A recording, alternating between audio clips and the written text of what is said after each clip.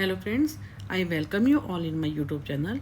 आज इस वीडियो में हम MPCE 022 का ब्लॉक 4 जो हम ऑलरेडी कर रहे हैं, ब्लॉक 4 का यूनिट 1 का सेकंड पार्ट स्टार्ट करेंगे। इसमें हम school guidance and counselling programme के बारे में काफ़ी डिटेल में पढ़ रहे हैं।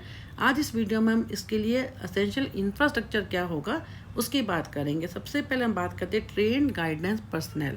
तो इसके लिए जब हम कोई भी जो है गाइडेंस एंड काउंसलिंग प्रोग्राम बनाते हैं, उसको ऑर्गेनाइज करते हैं, तो सबसे पहले उसमें हम क्या देखते हैं, जो ट्रेन गाइडेंस पर्सनल होना चाहिए फॉर इफेक्टिव ऑर्गेनाइजेशन और school guidance programme. It is necessary that the personnel involve in the programme should be train, जो ट्रेन हो, जिसको क्वालिफाइड हो, जिसको नॉलेज हो। ट्रेन का मतलब कि include full time school counsellor, teacher counsellor और कैरियर टीचर, अलग हो, जो कि सब्जेक्ट टीचर से थोड़ा अलग हो। ए काउंसलर इज ए क्या होता है, professionally trained, whereas teacher counsellor क्या होता है, and career teacher subject teachers train. क्योंकि स्कूल के जो टीचर्स होंगे वो क्या होंगे, सब्जेक्ट टीचर्स होंगे, लेकिन जो कैरियर काउंसलर होगा ये क्या होगा, ट्रेंड किस में होगा, अपनी उसमें होगा, अपनी फील्ड में होगा। तो ऐसा जो है पर्सनल हो जो कि फुल टाइम हो, जिसको जो कि फुली स्किल्ड हो, ट्रेंड हो, जो कि फुल टाइम रहे। तो the teacher counsellor and career teacher are working for guidance and counselling carries out the activities in addition to their regular teaching work. जो डेली की जो एक्टिविटीज होती हैं वो उनसे हटके वो तो चली रही हैं, इसके अलावा उनके अलावा इन एडिशन हमारे को क्या करना है, स्कूल गाइडेंस प्रोग्राम जो है उसके ऊपर भी टाइम देना है। When the school guidance programme is developed, it is important to know what type of guidance personnel are available. जब बनाया जाता है, इसको डेवलप किया जाता है, तो ये देखा जाता है कौन से जो पर्सनल हैं जो इस फील्ड के हैं वो अवेलेबल हैं। If it is not available, even when the person involve in the programme can be train. अगर मान लीजिए अवेलेबल नहीं है उस समय, तो जो अवेलेबल हैं उनको हम ट्रेन कर सकते हैं for a short duration to conduct a specific guidance and counselling activity. यानी क्या है कि मेन पे सबसे पहले हम क्या देखते हैं, जब हम उनको डेवलप करते हैं, ऑर्गेनाइज करते हैं, तो पहले हम ये देखते हैं कि कौन से हमारे पास जो ट्रेन पर्सनल हैं वो अवेलेबल भी हैं या नहीं है, और वो whether they are available for full time. ये नहीं है कि आए और 1 घंटे के लिए 2 घंटे के लिए यार चले गए। अगर अवेलेबल हैं तो ठीक है, वो क्वालिफाइड हैं तब भी ठीक है। अगर क्वालिफाइड नहीं है तो उनको जो है शॉर्ट ड्यूरेशन में उनको उस टाइप की जो है क्वालिफिकेशन उनको दी जा सकती है, उनको ट्रेनिंग दी जा सकती है। अरेंजिंग मेन सबसे इंपॉर्टेंट क्या होता है, अरेंजिंग बजट। हमारे को किस टाइप का हमें गाइडेंस प्रोग्राम को डेवलप करना है, तो वो उसकी कितना वो रहेगा, उसकी नेचर क्या रहेगी, वो डिपेंड करता है हमारे पास बजट कितना है।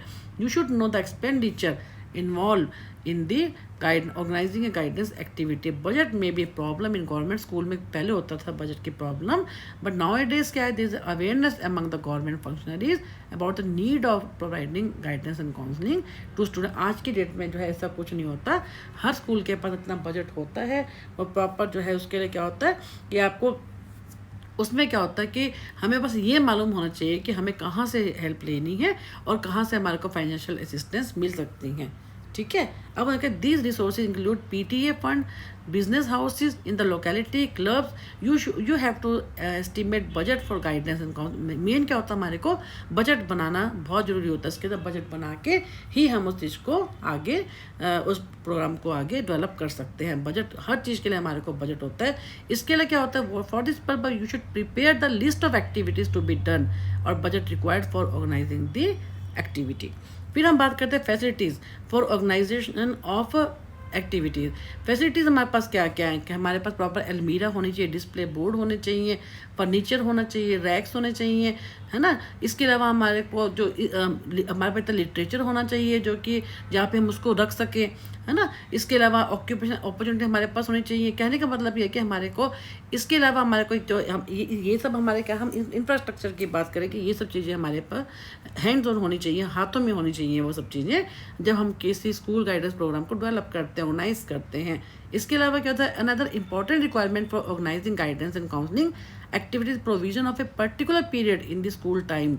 हमें किस अपने टाइम टेबल में उसको ऐड करना है कि हमें एक पर्टिकुलर टाइम पे उसको हमें ऐड करना है कि हमें कितने बजे कौन सी क्लास लेनी है और हमें डेली का डेली उसको बनाना है, या हमें ये देखना है कि हमें एटलीस्ट 1 और 2 पीरियड इन ए वीक, अगर या तो हम डेली बेसिस पे या वीक में हम 1 या 2 क्लासेस तो उसके लिए हम रखें। तो इस टाइप से हमारे को क्या होता है, इसको हमें ऐड करना पड़ता है कि अपने टाइम टेबल के अंदर।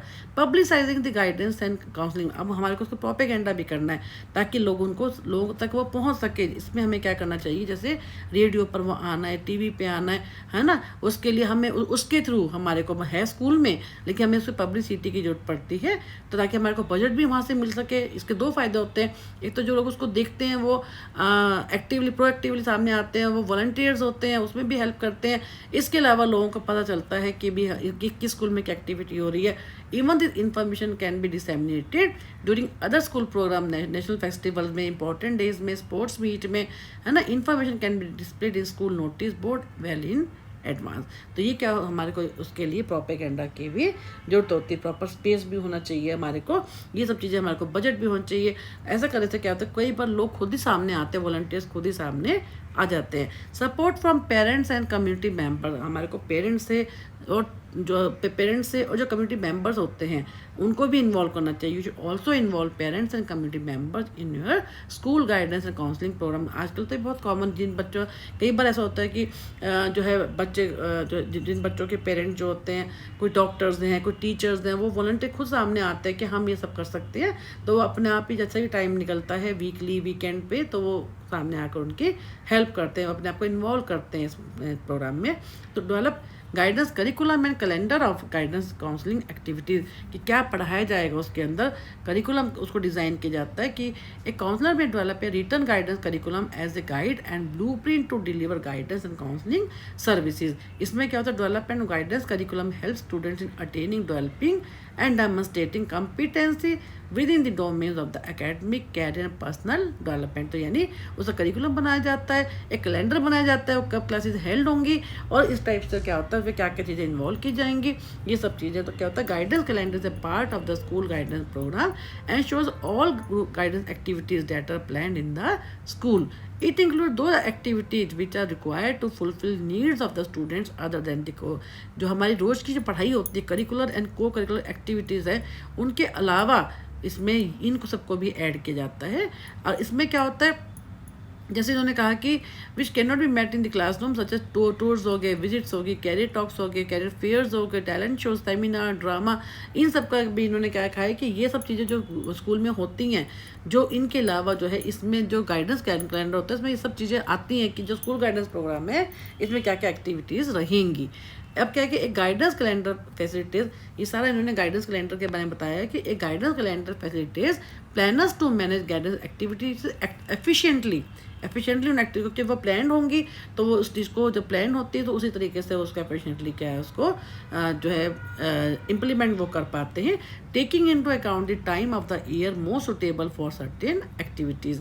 It also ensures the appropriate use of the resources while developing the calendar, the date भी, टाइम, टारगेट ग्रुप कौन होंगे, स्टूडेंट्स होंगे, guidance services activity the and human and metal, हमारे पर रिसोर्सेज क्या हैं, सर्विसेज क्या हैं, ठीक है ना, उन सब चीज़ों कौन सा हमारे पास स्टाफ है, पेरेंट्स कितने अवेलेबल हैं, community member should be involve in developing the calendar, ताकि कैलेंडर से ही हम आगे पूरे साल को हम प्लान कर पाते हैं कि कब हमें क्या करना है। तो guidance calendar will help you to identify targeted domain goals, create level activities, dates, personnel involved, resources to be used and tentative budget. तो इस टाइप से क्या है कि ये सारा इन्होंने जो है गाइडेंस कैलेंडर के बारे में दिया है। तो इस टाइप से क्या करते हैं, हमारे को ये सब चीज़ों की जरूरत पड़ती है जब हम जो है गाइडेंस प्रोग्राम बनाते हैं। अब क्या करते हैं, एक comprehensive guidance and counselling programme. ये क्या होता है, कॉम्प्रिहेंसिव में जो अभी हमने पीछे किए थे अपने इसके अंदर कि सबसे पहले एक हमने कमेटी बनाई थी, है ना, ये हमने ओरिएंटेशन सर्विसेज की बात की थी, इंडिविजुअल इन्वेंट्री की बात की थी, कैरियर इंफॉर्मेशन सर्विस की बात की थी, काउंसलिंग सर्विस की बात की थी। वो सारा क्या था हमारे जिसमें हमने किया था सारे कि वेरियस जो गाइडेंस सर्विसेज की हमने जो बात की थी, प्लेसमेंट सर्विस की बात की थी, फॉलोअप सर्विसेज की बात की थी, रेफरल की बात की थी, ये सब क्या है हमारे जो हमारे मेजर जो हमने किया था कि ये गाइडेंस सर्विसेज होती हैं, वो सारे के सारे क्या हैं हमारे comprehensive guidance and counselling programme के ऊपर बेस्ड है। अब इन्होंने कहा कि एक school guidance and counselling programme can be क्या होता है, कॉम्प्रिहेंसिव हो सकता है या पार्शियल भी हो सकता है। कॉम्प्रिहेंसिव का मतलब क्या है, based on all guidance and counselling services जो हमने पीछे किया था उनके बारे में वो सब उसमें आ जाएंगे। कॉम्प्रिहेंसिव में क्या है, include services such as orientation services, information service, testing assessment services, counselling services, placement services, ये सारी जो हमने पीछे अभी की हैं अपने पीछे। इसी आप मेरी जो है लास्ट वाली वीडियो में आप देखेंगे, आ जाएगा आपको समझ। ये सारा उसी के बारे में कि कॉम्प्रिहेंसिव जो प्रोग्राम होता है उसमें हम ये सब चीज़ें जो हैं इंक्लूड करते हैं। पार्शियल में क्या होता है, पार्शियल के अंदर क्या होता है कि the guidance and counselling service are provided by integrating guidance with contents of various subjects और लिमिटेड सर्विसेज। उसमें क्या होता है, लिमिटेड सर्विसेज दी जाती हैं, सारी सर्विसेज जो होती है उसमें इन्वॉल्व नहीं होती। अब हम क्योंकि हमने पीछे किया था वो सारा हमने पूरा गाइडेंस काउंसलिंग प्रोग्राम की है, और जो हमने पूरा उसकी सर्विसेज क्या थी, गाइडेंस सर्विस जो मिलती हैं वो सारा हमारी क्या थी, यूनिवर्सल जो मेन जो है कॉम्प्रिहेंसिव जो हर जगह यूज़ होता है उसकी हमने बात की थी। अब एक करेक्टरिस्टिक्स क्या होती हैं जो हमारा comprehensive guidance and counselling programme की हम बात करें। नंबर 1 पे careful and consistent development programme, जो हमारा जो प्रोग्राम है वो केयरफुली हम उसको बनाएं और कंसिस्टेंट जो आगे तक चलता रहे, उसमें कोई भी चेंजेस की जरूरत ना हो। अगर जरूरत हो तब भी हम चेंज करके उसको कंसिस्टेंटली उसको आगे बढ़ाते जाएं। It should be developmental, preventive, remedial भी होना चाहिए और करेक्टिव भी होना चाहिए। नीड्स ऑफ द इंडिविजुअल को एड्रेस करे, वो गोल ओरिएंटेड हो, अकाउंटेबल हो, इंटेग्रल पार्ट जो हमारा स्कूल करिकुलम का है उसका ये इंटेग्रल पार्ट हो, अलग से उसमें दिखाई दे कि स्कूल के अंदर ये गाइडेंस काउंसलिंग प्रोग्राम जो है इस डेट को, उसका जो कैलेंडर होता है उसमें हम देख के बता सके, उसमें सारी एक्टिविटीज़ का पूरा ब्यौरा हो। Should be balanced encompassing the 4 fundamental fields areas of guidance, जैसे मैंने बताया था, personal, educational, social and vocational, इन सब के ऊपर बेस्ड होना चाहिए। It should determine the services to be offered such as orientation, information, counseling, etc. सारे स्टाफ मेंबर्स को इन्वॉल्व करना चाहिए इसमें। Should create and demonstrate an atmosphere, team work, सब मिलके इसमें काम करें। फ्लेक्सिबल होना चाहिए। Should take into account age, location, environment, cultural background, इन सब का जो हमारा टारगेट ग्रुप है ना, इन सब चीज़ों को भी ध्यान में रखना चाहिए। ऐसा ना हो कि जो काउंसलर है वो किसी और बैकग्राउंड से है और जो हमारे जो टारगेट ग्रुप है वो किसी और बैकग्राउंड से है। तो कहने का मतलब ये है कि ये सब चीज़ों का भी हमें ध्यान में रखना है जब हम कोई भी क्योंकि स्कूल के अंदर हर तरह का बच्चा आता है, हर स्टेट से बच्चा आता है। आजकल तो मल्टीलिंगुअलिज्म का टाइम है, मल्टीकल्चरल का टाइम है, तो डिफरेंट कंट्री से ही बच्चे आते हैं। तो इन सब चीज़ों को भी ध्यान में रखना है। Should benefit all students rather than सिर्फ सारे बच्चों के ऊपर फोकस करना कि कुछ के ऊपर। Should be printed and displayed for information of the beneficiaries. अब क्या है, कॉम्पोनेंट्स कौन कौन से हैं comprehensive guidance and counselling programme के। सबसे पहले हम बात करते हैं school guidance and counselling curriculum. सबसे पहले जो करिकुलम की बात करते हैं, learning to live, learning to learn, learning to work. जो हमारा जो स्कूल गाइडेंस प्रोग्राम होता है इसमें ये सब चीज़ें जो हैं 3 मेजर एरियाज़ को ये कवर करना चाहिए, जिसमें क्या होता है, एक तो हम जो understanding and appreciate self, others, home and family, ठीक है, ए science of community, making decision, यानी हमें खुद रहना है, कैसे रहना है, उसके हमारे रहने के ऊपर कहने का मतलब हमारे खुद को, अपने आप को और दूसरे को हमारे को अप्रिशिएट करना आना चाहिए, उसको वैल्यू देनी आनी चाहिए। सेल्फ पर मेनली फोकस करना है और सब हम अपने आप को हम कैसे लोगों के साथ जुड़ेंगे, कैसे उनके साथ रिलेशन बनाएंगे, इन सब के ऊपर फोकस करना चाहिए। हमें सोसाइटी में कैसे रहना है, लर्निंग टू लर्न, अपने खुद के डिसीजन कैसे लेने हैं, गोल कैसे बनाने हैं, हमें उन पर एक्शन कैसे लेना है। तो इन सब के बारे में जब बात करते हैं, understanding interaction between home, family, school and community, ये सब चीज़ें क्या होता है लर्निंग टू लर्न में। फिर है लर्निंग टू वर्क। अब हमें काम कैसे करना है, learning the relationship between personal qualities and work, exploring careers, learning how to use leisure time, इन सब के ऊपर फोकस करना लर्निंग टू वर्क में। फिर है सेकंड इंडिविजुअल प्लानिंग, अपने आप के हम कैसे अपने खुद के अपने ऊपर कैसे अपने कैरियर डेवलपमेंट पे फोकस करें, अपने हर एक बच्चे को जो है उसमें इन्वॉल्व करें। Individual planning includes the counseling activities meant to assist all students, जितने भी स्टूडेंट हैं सबको plan, monitor and manage their own personal, educational, social and career development. हर बच्चे को इन्वॉल्व करना उसके अंदर उनकी personal, social, educational, career development में। Activities of this component of the program are offered to all students to assist them in the development and implementation of their personal, educational, social and career components. तो ये कहने का मतलब ये कि हर बच्चे को इन्वॉल्व करना है इसके अंदर। One way would be to help students to understand themselves through individual group activity. हर बच्चों को इन्वॉल्व करना, चाहे इसको इंडिविजुअली करें चाहे ग्रुप में इन्वॉल्व करें, ताकि उनकी जब पर्सनल, सोशल, इमोशनल जो है, वोकेशनल, हर तरह की उनकी जो डेवलपमेंट हो सके। रेस्पॉन्सिव सर्विसेज, जहाँ ज़रूरत हो वहाँ पे उनको रेफरल की ज़रूरत होती है, वहाँ पे उनको रेफर भी, जैसे कई जगह गिफ्टेड चिल्ड्रन होते हैं, किसी बच्चों को लर्निंग डिसेबिलिटी होती है, ऑटिज्म होता है, डिसलेक्सिया होता है, तो उसमें ऐसी सर्विसेज की भी उसमें हम ये ध्यान रखें चीज़ का। After 2 components are all four, ये जो ऊपर के जो होते हैं सभी बच्चों के लिए होते हैं। 2 हमने ऊपर कंपोनेंट्स की बात की, इंडिविजुअल प्लानिंग की जैसे अभी हमने बात की है नंबर 2 पे, और नंबर 1 पे हमने बात की स्कूल गाइडेंस में learning to live, learning to learn, learning to work. अब ये कह रहे हैं तो ये रेस्पॉन्सिव सर्विसेज होती है, ये special help to those students who are facing problems and that interfere with their educational और career, healthy, personal, social development में। तो ऐसे बच्चों को पहचानना और उनको फिर आगे रेफरल करना, उनकी हेल्प करना, कंसल्ट करना staff and parents, refer of students and family members to other specialist और प्रोग्राम, स्पेशल एजुकेशन की, यानी उनको रेफर करना, कंसल्टेशन, प्लेसमेंट, फॉलो अप, इन सब में उनको हेल्प करना। ये क्या होते हैं हमारी responsive services. Then come to system support. इसमें क्या होते हैं, इसके 2 पार्ट होते हैं सिस्टम सपोर्ट के।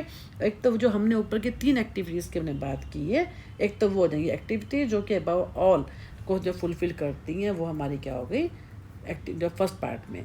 सेकेंड पार्ट में क्या होते हैं, कौन सी एक्टिविटीज़ आएंगी इसके अंदर, इसको यहाँ से पढ़ते हैं। Following 2 parts, activities necessary to support guidance curriculum, जैसे हमने ऊपर बात की, इंडिविजुअल प्लानिंग एंड रेस्पॉन्सिव, ये हमारी क्या होगी फर्स्ट 3। ठीक है, the support from the system require the these activities include orientation of school staff, identification, ये सारा जो हमने ऊपर की है वो है। अब activity implemented by the counsellor, teacher, counsellor support, educational, ऊपर जो 3 थी वो हमारा क्या हो गया फर्स्ट में। सेकंड में कौन सी होगी, वो ऐसी एक्टिविटीज़ जो कि काउंसलर करता है, जो इम्प्लीमेंट काउंसलर करता है, स्कूल टीचर करता है, उसकी बात कर रहे हैं। तो counsellor provide support to the educational programme involve the assistance to individual planning activities such as selection of courses, subjects की चूज़ करना। लिंक कहने का मतलब क्या है कि इन्होंने ये कहा है कि हम 4 तरह की हमने बात की इसके अंदर। 4 में जैसे हमने शुरू की जो 3 है वो तो सिस्टम सपोर्ट में फर्स्ट ऐसी एक्टिविटी जो कि फर्स्ट पार्ट में आ गई। दूसरे में क्या आती है, जो कि सिर्फ काउंसलर करता है, टीचर जो काउंसलर जो ऐसे लोग जो इन्वॉल्व होते हैं स्कूल एजुकेशन प्रोग्राम के अंदर, उनकी एक्टिविटीज़ है उनमें हम देखते हैं। ठीक है, इस टेबल में इन्होंने कहा है कि कैसे कैसे जो हम एक बता रखा है कि एलिमेंट्री स्कूल है, मिडिल स्कूल है, हाई स्कूल है, इसमें कैसे गाइडेंस करिकुलम का कहाँ पे रोल होता है। जो हमने अभी बात की सिस्टम सपोर्ट, ये सब गाइडेंस करिकुलम हो गया, इंडिविजुअल प्लानिंग हो गया, रेस्पॉन्सिव सर्विसेज, सिस्टम सपोर्ट। कहते हैं शुरू में क्या होता है, जैसे 35 to 45% क्या होता है गाइडेंस की जरूरत होती है जब बच्चा स्कूल में आता है। फिर इंडिविजुअल प्लानिंग की कहाँ पे आती है, हाई स्कूल में, कि बच्चे जब बड़े होते हैं तो उनको इंडिविजुअल प्लानिंग की, उनके पर्सनल ग्रोथ के ऊपर ज़्यादा फोकस किया जाता है। फिर रेस्पॉन्सिव, ये कहाँ पे कहीं पे भी हो सकता है, ये एलिमेंट्री पे जब बच्चा स्कूल में आता है, गिफ्टेड है, लर्निंग डिसेबिलिटी है, तभी मालूम हो जाता है। नहीं मालूम होता तो थोड़ा जब बड़ा होता है तब मालूम होना शुरू हो जाता है। उसके बाद क्या होता है, ये सब क्या है, यहाँ पे मेन इनका रोल होता है रेस्पॉन्सिव सर्विसेज का। सिस्टम सपोर्ट का जब हम तीनों की बात की, इसके अलावा हमने उसमें किसकी बात की, स्कूल काउंसलर के जो लोग उसमें इन्वॉल्व होते हैं, तो उनकी कहाँ पे मेन जरूरत होती है, यहाँ पर हाई स्कूल में। ठीक है, अब क्या है कि यहाँ पे setting up of A school guidance resource centre, कोई भी जो है किसी स्कूल में अगर स्कूल गाइडेंस रिसोर्स सेंटर बनाते हैं तो उसमें किस चीज़ का हमें ध्यान रखना चाहिए, जिसमें क्या होता है, the effectiveness of the school guidance services would be increase if the school has a well established guidance resource centre, कोई जगह ऐसी हो जहाँ पे हम वो सर्विसेज को दे सके। Through this centre you will be able to provide the information to a well equipped career information services. इसके लिए क्या होता है, क्या क्या रिक्वायरमेंट्स होती हैं, एक तो टारगेट ग्रुप चाहिए, कौन लोग आएंगे उसको यूज़ करने के लिए, उसकी लोकेशन क्या होगी सेंटर की, स्टाफ कौन सा रहेगा, बजट क्या रहेगा, material and equipment. Target group में क्या होगा, सबसे पहले ग्रेड वाइज कौन कौन से बच्चे। While setting up a resource centre you will have to consider the target group, जो कि उसको सर्विसेज को यूज़ करेंगे, हर ग्रेड के बच्चों को देख के जो सर्विसेज को यूज़ करेंगे, इक्विपमेंट्स क्या क्या होंगे उसके अंदर, उसके हिसाब से सोचे। कहने का मतलब ये है कि टारगेट ग्रुप के अंदर क्या होता है, जो उस फैसिलिटी को यूज़ करेंगे, उस प्रोग्राम को यूज़ करेंगे, तो एक ऐसा पर्टिकुलर जगह बनाएं जहाँ पे वो सब बैठ सकें और आपस में बात करके उस गाइडेंस कैलेंडर को उस हिसाब से इम्प्लीमेंट कर सके on the target group. Then the location बहुत जरूरी, कहाँ पे खोलना है वो मेन मैटर करता है। जैसे location of information service is crucial as it will determine the uses of centre by the student, जहाँ पे बच्चे पढ़ सकें, बैठ सकें, बात कर सकें। इफ़ द सेंटर सिचुएटेड, अगर कोई जो सेंटर जो है आइसोलेटेड प्लेस पे है इन द स्कूल बिल्डिंग में, तो बहुत कम बच्चे वहाँ पर जाएंगे। अगर वो ऐसी जगह पे जो कि बीच में है, should have space, keep the material without over crowding, ऐसी जगह पे हो जहाँ पे आराम से लोग आते जाते हों, वेल नोन एरिया हो स्कूल के अंदर, तो वहाँ पे इजीली एक्सेसिबल होगा, तो कोई भी बच्चा जिसको प्रॉब्लम होगी उस चीज़ को यूज़ कर पाएगा। तो लोकेशन और स्पेस को भी ध्यान में रखना है। स्टाफ कौन सा होगा, ऐसा प्रोफेशनली ट्रेन पर्सनल होना चाहिए to provide assistance to users in locating the materials and can disseminate the information। कहने का मतलब कि वहाँ पे जो स्टाफ होगा वो ऐसा हो जो कि ट्रेन हो, जो कि सबकी हेल्प कर सके, उसके हिसाब से उसको पता हो कि उन्हें क्या काम करना है। उसके बाद बजट बहुत ज़रूरी है कि sufficient budget is required to acquire the career literature and equipment for starting this. Sketch से आपको शुरू करना है, फ्रॉम स्केच से, तो आपको इतना बजट होना चाहिए ताकि आप लिटरेचर को वहाँ पे रख सको, अपनी बिल्डिंग को एस्टेब्लिश कर सको, फर्नीचर भी हो वहाँ पर, इक्विपमेंट्स भी हों। उस टाइप से क्या है, ये बजट बहुत इंपॉर्टेंट होता है उस चीज़ को सेटल करने के लिए। मटेरियल क्या, हमें क्या क्या सामान रखना है, प्रोवाइड कैरियर इन्फॉर्मेशन चाहिए होती है, कौन सी सर्विस हम दे रहे हैं, तो उसमें क्या होता है, तो हमारे को उतनी जो है उस टाइप का मटेरियल हमारे पास हो जो हम वहाँ पे डिस्प्ले कर सकें। जैसे कैरियर बुकलेट्स हो गई, डायरेक्टरीज हो गई, पैम्फलेट्स हो गए, ब्रोशर्स हो गए, प्रोस्पेक्टस हो गए, रिक्रूटमेंट लिटरेचर के मोनोग्राफ्स हो गए, रिपोर्ट्स हो गई, तो इस टाइप का ये सारा सामान होना चाहिए। फॉलो अप स्टडीज़ होनी चाहिए स्कूल लीवर्स की, एम्प्लॉयमेंट न्यूज़ होना चाहिए, लीडिंग न्यूज़पेपर है, ताकि बच्चों को पता चल सके कि आजकल कहाँ पे वैकेंसीज निकल रही हैं। पोस्टर्स हैं, चार्ट्स है, ऑडियो वीडियो टेप्स है, ऑडियो विजुअल मटेरियल ये होना चाहिए। इसके अलावा क्या है, साइकोलॉजिकल टेस्ट होने चाहिए, जनरल मेंटलिटी टेस्ट होना चाहिए, स्पेशल, ये डिफरेंट तरह के जो है इस टाइप के जो है इंफॉर्मेशन होनी चाहिए। इक्विपमेंट्स कौन कौन से होने चाहिए, फाइलिंग कैबिनेट होना चाहिए, डिस्प्ले रैक्स होना चाहिए, बुलेटिन बोर्ड्स होने चाहिए, ग्लास अलमीरा होनी चाहिए, है ना, और एक वहाँ पे प्रोजेक्टर होना चाहिए, ठीक है, टेबल एंड चेयर होनी चाहिए, कंप्यूटर, ये सब चीज़ें होनी चाहिए, ठीक है, विद इंटरनेट होना चाहिए, कैमरा होना चाहिए, ऑडियो विजुअल रिकॉर्डिंग होनी चाहिए। जब ये सब चीज़ें होंगी तो about description of setting up guidance resource centre must have given you an idea about the requirements to establish such centre in an institution. कहने का मतलब ये जो ऐसा इंस्टीट्यूशन, ऐसा रिसोर्स सेंटर हो जो कि बीच में हो, सेंटर में हो, जहाँ पे हर कोई इस चीज़ को यूज़, उसकी फैसिलिटी को यूज़ कर सके, है ना, वो जो टारगेट ग्रुप हो वो आराम से उसको डिसाइड करना है, बजट को देखना है, क्या मटेरियल हमें रखना है वो देखना है, हाँ किस टाइप का ट्रेन स्टाफ हो वो सब चीज़ों को देखना है, क्या क्या इक्विपमेंट रखने हैं हमें वो देखना है। तो इस टाइप से जो है ये चैप्टर भी यहीं पे ख़त्म होता है। और मैं आपको धन्यवाद करना चाहती हूँ कि आप लोग बहुत अच्छे से मेरे इस नए चैनल को सब्सक्राइब एंड शेयर कर रहे हैं, कमेंट कर रहे हैं। ऐसा करने से मुझे भी बहुत मोटिवेशन मिलती है और मैं आपके लिए और ज़्यादा वीडियोज़ लेके आती हूँ। आपके फुल सिलेबस को मैं कवर करने की जल्दी ही कोशिश करूँगी। Thank you for watching my YouTube channel.